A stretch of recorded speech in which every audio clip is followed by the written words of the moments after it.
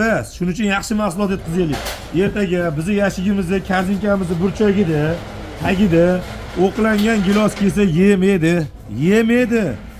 Iltimos qilardim. Qishloq xo'jaligi va bog'dorchilik. Mana o'tgan yil karantin xodimlari harakat qildi, sifat bo'yicha harakat qildi.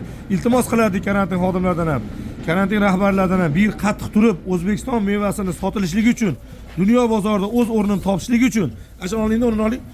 O'zini o'rnini topishligi uchun shunga maslahat birgalikda bir yordam beringlar. Upagovkani qarang, qadoqni qarang mana. Mana tagimni qarang, tagi mana tegmaydigan qilib upagovka mana. Mana gilos qarang mana. Ochdi, rahmat. Mana gilos. Mana nima? Gilos, akalar, bu suvenir bas. Kimlardir suvenir o'yinchoqdi. Mana buni bu chereshni gilos bu. O'qlamayapti, tagiga yomonni solmayapti, aldamayapti. Mana Xitoy davlatining emblemasi, Xitoycha yozuv turibdi.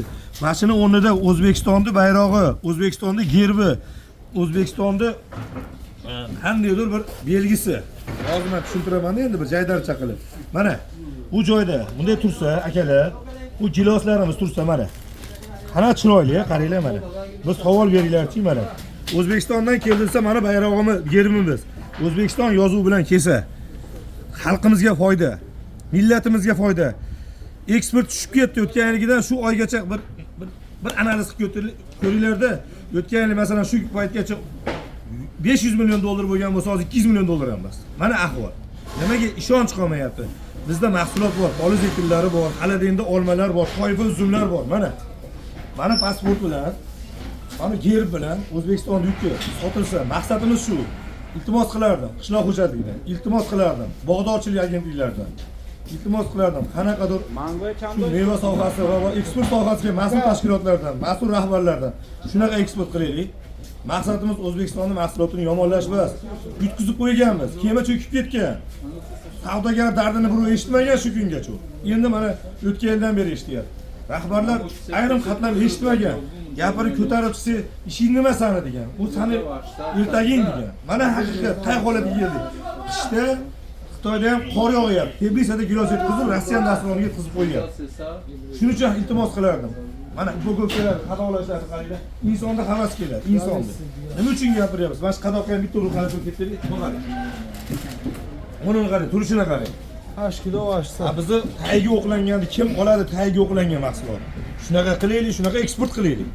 Nima uchun bu narsani yorityapsiz? Qayta. Shu O'zbekistondan chiqayotgan har qanday mahsulot chiroylarki, mashina keling, mashina yana bitta olamizda, jaydari chaqaling. Mana qarang. Mana gilos qarang.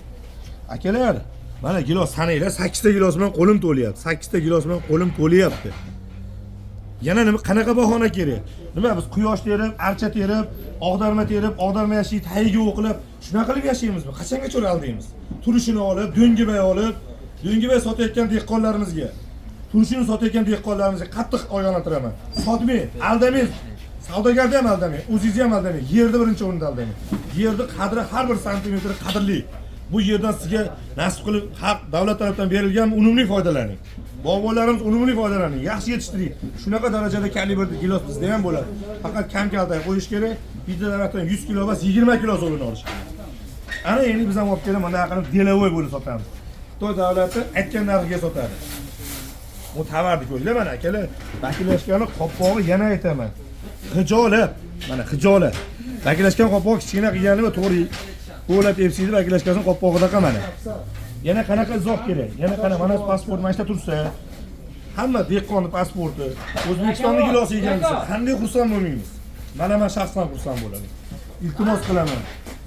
2025-yilda har bir dehqon, har bir meva sohasida yurgan broker, zakatovchi, qabulxona egalari va Oltiariqda bozori va Toshkentdagi Food City bozori, har bir xaladelnik, har bir zakatovchi qabul qiladigan punktlar davlatimiz oldida 40 million aholimiz oldida javobgar.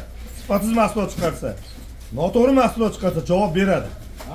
Mana ahvolat. Nimaga jonimizni kuydiryapmiz? Bizga havasimiz yo'q. Havas bizga mana shu ishlarni qilish. Qanaqa ma'noda? Biz cho'kib ketganmiz. Kiyimimiz cho'kib ketgan. Majburman ko'p gapirishga. Mana ahvolat. Qanaqa dalil kerak, qanaqa isbot kerak, yana qanaqa tushuntirish kerak. 2000 xil tushuntirdi 2 yil ichida. Mana yana aytaman, mana uni bunday mana musulmon odamni sirasi mana gilos qarang, mana uni qarang mana. Mana uni qarang. Insonda havas keladi, insonda havas keladi. Iltimos, bu pogokkani bizning buni biz pulga olamiz. Iftorlik qilamiz, bu qoldi bu.